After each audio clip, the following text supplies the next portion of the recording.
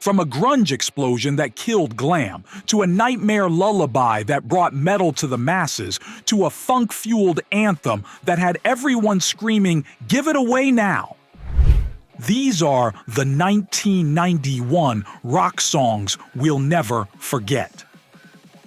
A year when rock got louder, weirder, darker, and more real than ever. And one of them? It took down an entire genre, with just 4 chords and a scream. Number 1, Smells Like Teen Spirit, Nirvana.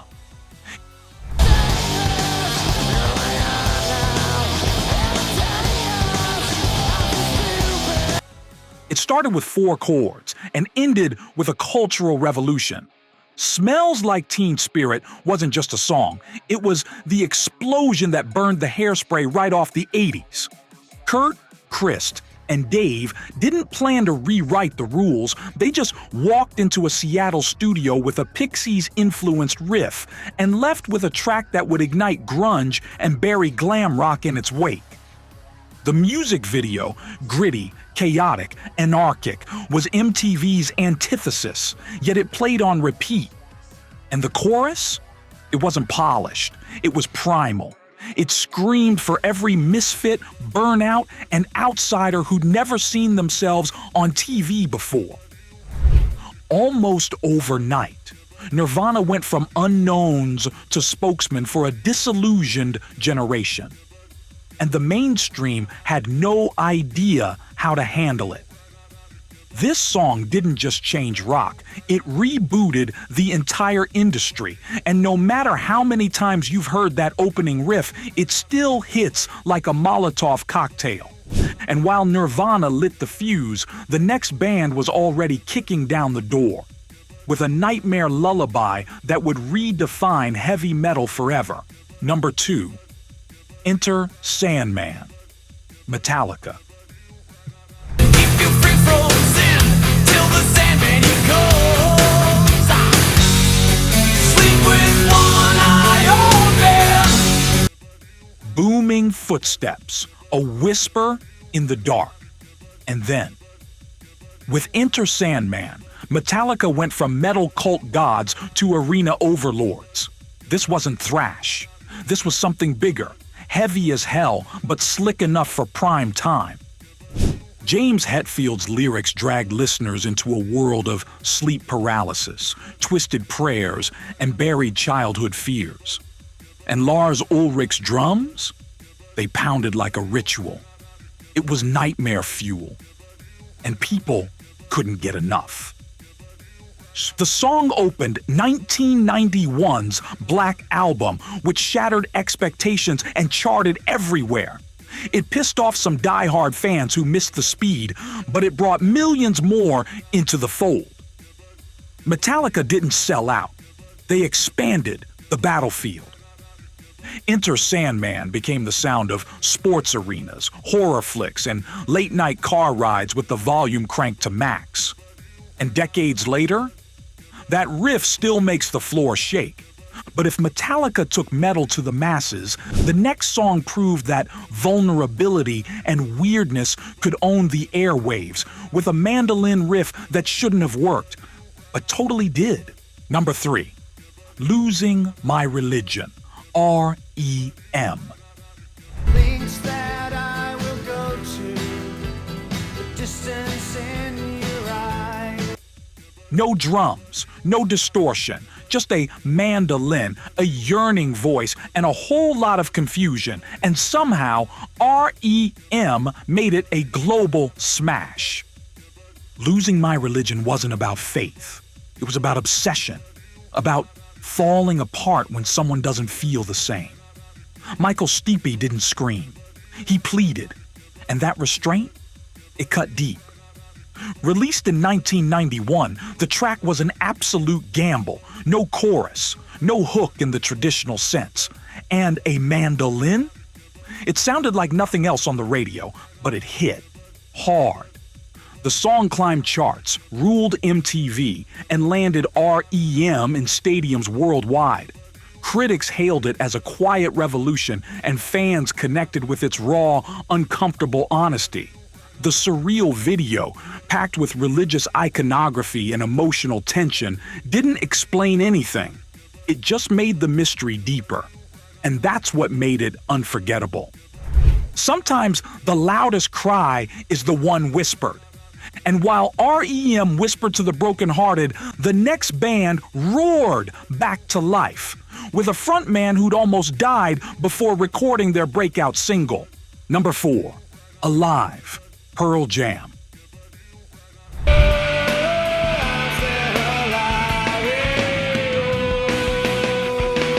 Before they were stadium giants, before 10 went platinum 10 times over, Pearl Jam had to prove they belonged. And Alive was the anthem that started it all. But behind that searing solo and Eddie Vedder's soaring chorus was a story way darker than most realized. The lyrics, about a son discovering his father isn't who he thought, were raw, autobiographical, and emotionally jagged. Alive wasn't triumph. It was survival through trauma. Eddie wasn't just singing, he was purging. And with Mike McCready's soaring, Gilmore-inspired solo guiding it home, the song took on a life of its own. Released in '91, Alive didn't chart high at first, but it grew and grew. Until it became a mission statement, not just for Pearl Jam, but for a whole new wave of emotionally honest, riff-heavy rock. It told the world, Seattle wasn't just a scene, it was a storm. And this band? They were built to last. And just when things got introspective, the next band came in shirtless and screaming, bringing funk, punk, and poetry to the front of the rock revolution. Number 5, Give It Away, Red Hot Chili Peppers. Take a little one tub. What I got, you gotta get it, put it in you. What I got, you gotta get it, put it in you. Greedy little people in a sea of distress. With that opening growl, the Red Hot Chili Peppers didn't just enter the 90s, they tore the roof off. Give It Away was wild, weird, and impossible to ignore. Flea's bass line bounced like it had a life of its own. John Frusciante's guitar slashed and shimmered, and Anthony Kiedis, well, he didn't sing.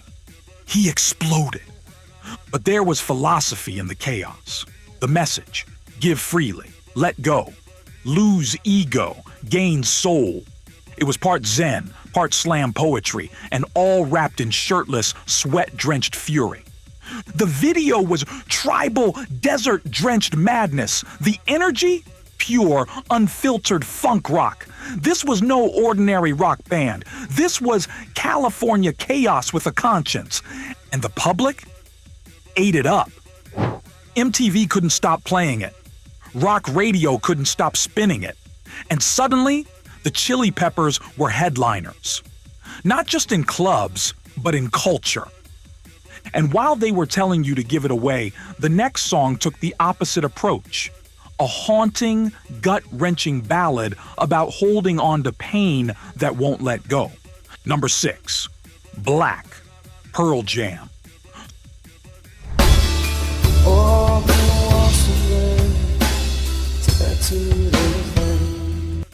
Soft guitar, gentle waves of sorrow, and then Eddie Vedder's voice breaks you in half. Black wasn't a single. It wasn't even meant to be a radio hit.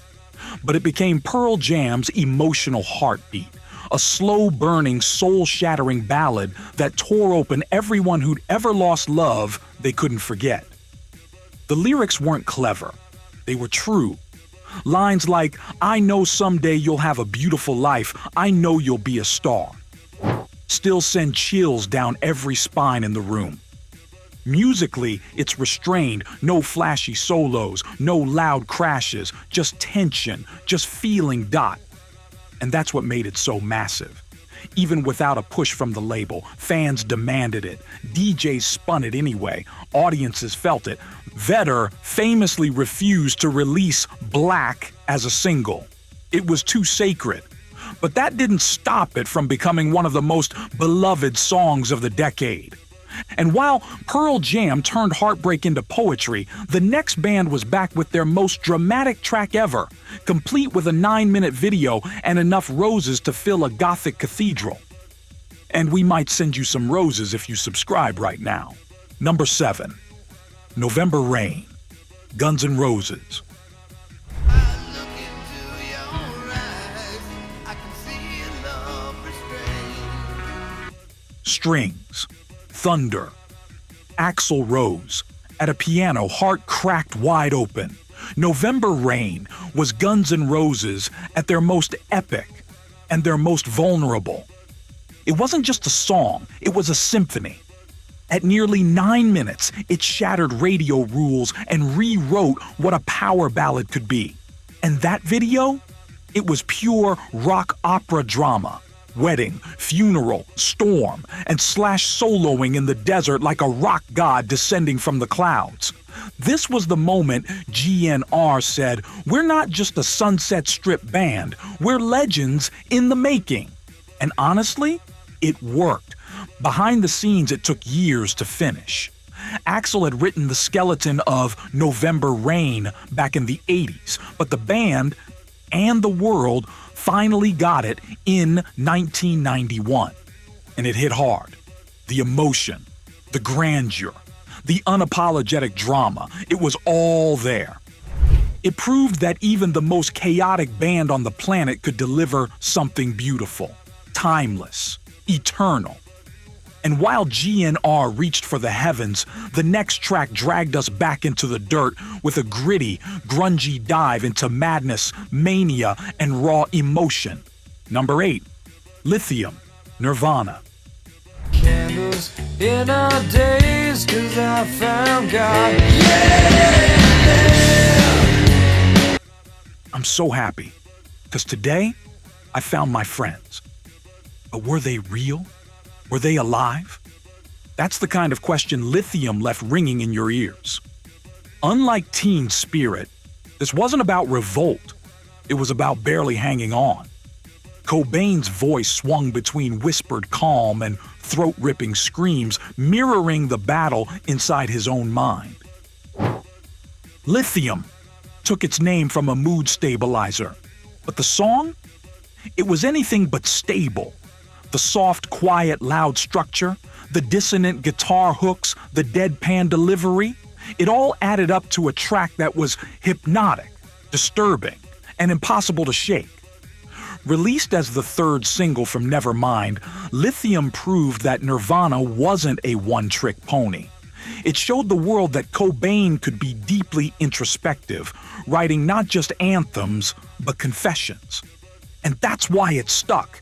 It didn't scream for attention, it just sat in your chest and refused to leave. And if that didn't mess you up enough, the next song took a dark, true story and turned it into a stadium-wide punch to the gut. Delivered by the same band that defined 91. Number 9. Jeremy, Pearl Jam.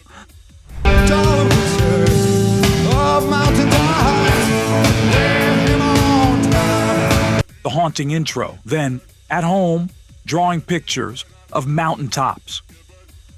Jeremy wasn't a hit. It was a gut punch, a true story turned into a rock monolith, about a boy who felt invisible until it was too late. Based on the tragic real-life suicide of a Texas high school student, Jeremy held nothing back. Eddie Vedder's vocals were haunted, shaking with pain and disbelief. The band didn't try to sweeten the story.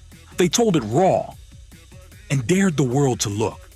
And that video, still, one of the most chilling ever made. A classroom, a stare, a silent scream. MTV played it until it was banned. Too graphic, they said, but it was too real to ignore. Jeremy sparked conversations about youth violence, mental health, and the emotional weight so many kids carry in silence. Pearl Jam didn't want to be famous. They wanted to be heard. And with this song, they were impossible to ignore. And if Jeremy gave voice to the voiceless, the next track brought back the Prince of Darkness, complete with thunder, tears, and a whole new generation of metal fans. Number 10. No More Tears, Ozzy Osbourne. No more tears. When Ozzy says he's got no more tears to cry, you better believe something dark is coming. No More Tears wasn't just a comeback. It was a resurrection. Released in 1991, the track was a nearly 8-minute epic, part ballad, part doom groove, and all Ozzy. The bass line is hypnotic, the build-up, pure suspense. And when that chorus hits, it's arena rock on steroids, carried by Zakk Wylde's monster tone and Ozzy's unmistakable wail. Lyrically, it walks a line between madness and murder, addiction and absolution. It's heavy in all the right ways, emotionally and sonically. For a guy people had written off as a relic of the 80s, Ozzy came back in '91 like a haunted prophet. The song dominated MTV, helped push the No More Tears album to multi-platinum, and proved Ozzy wasn't just back, he was leveling up. And if Ozzy came roaring back, the next band was just arriving. With a voice, a riff, and a howl that dragged the Seattle sound straight into your nightmares. Number 11. Man in the Box, Alice in Chains.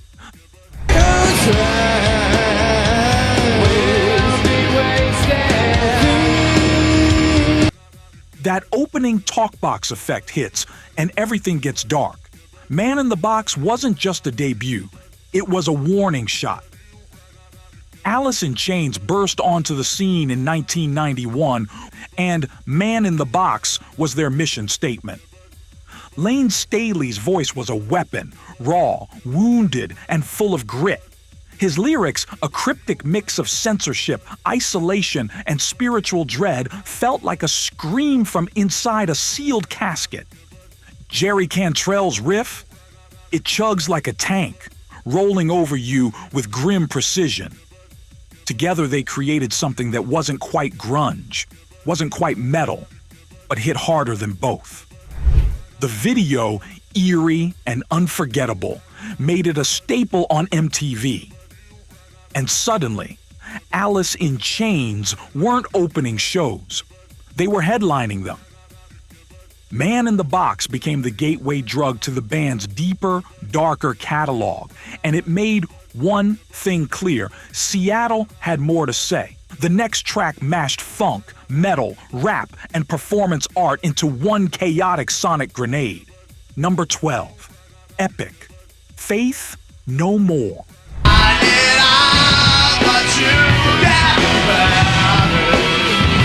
What is it? That line, that scream, that explosion. Epic was exactly what the name promised, a genre-defying, brain-melting assault that turned Faith No More into alt-metal pioneers. Mike Patton didn't sing. He twisted words into weapons. The song bounces from rap verses to piano interludes to a full-blown, head-banging finale. You couldn't pin it down. And that was the point. Released in 1990 but blowing up into 1991, Epic crashed into the charts like a wrecking ball. Radio didn't know what to do with it. MTV couldn't stop playing it. The fish flopping on the floor video, weird, wild, unforgettable. It was the anti-formula, and yet it worked. Huge. Faith. No More paved the way for everything from Korn to System of a Down. Epic made space for weirdos in the mainstream and proved that chaos could be catchy. And if you thought that was intense, the next song took shock value and lit it on fire. With religious imagery, roaring guitars, and a frontman who refused to blink. Number 13. Jesus Christ Pose, Soundgarden.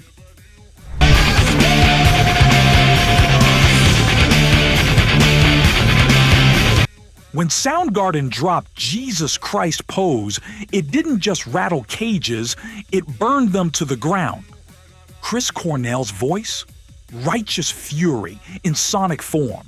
Kim Thayil's guitar? Razor blades dipped in distortion. And the rhythm section? Like tribal drums pounding out the arrival of something dark and divine. The song, a blazing critique of celebrities using religion as image, was a firebomb of intensity. Released in '91, it barely scraped mainstream radio, but became an underground legend. The video? Banned by MTV. Too provocative, too intense, too real.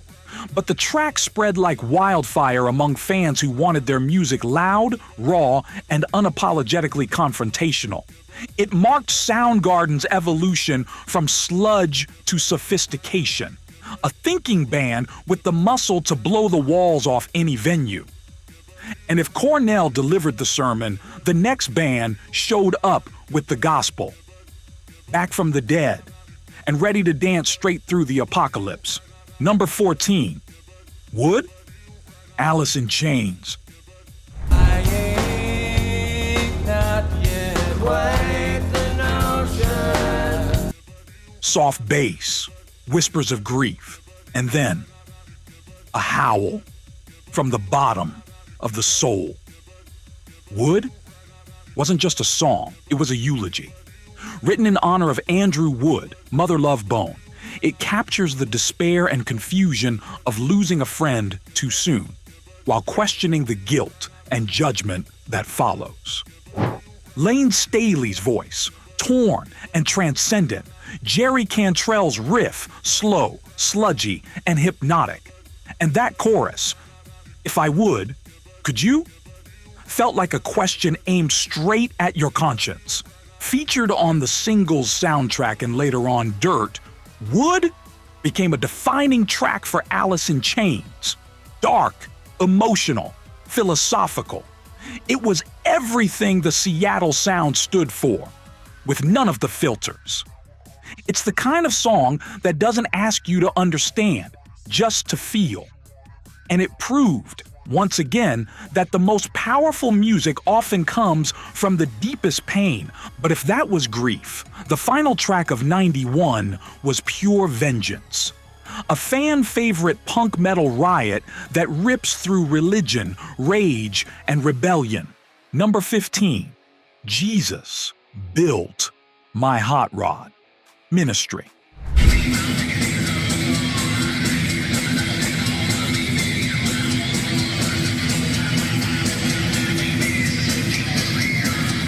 How do you close out a year like 1991 with absolute mayhem?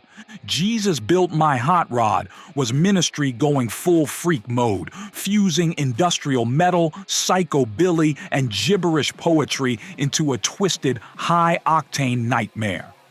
Featuring Butthole Surfer's Gibby Haynes on vocals, the song sounded like a demon stole your car radio and tuned it into a post-apocalyptic drag race. It made no sense. It made total sense. Released at a time when rock was either slick or sludgy, Ministry came out swinging with something wild, mechanical, and dripping in gasoline and sarcasm. It was punk through an oil filter. It was metal on mushrooms.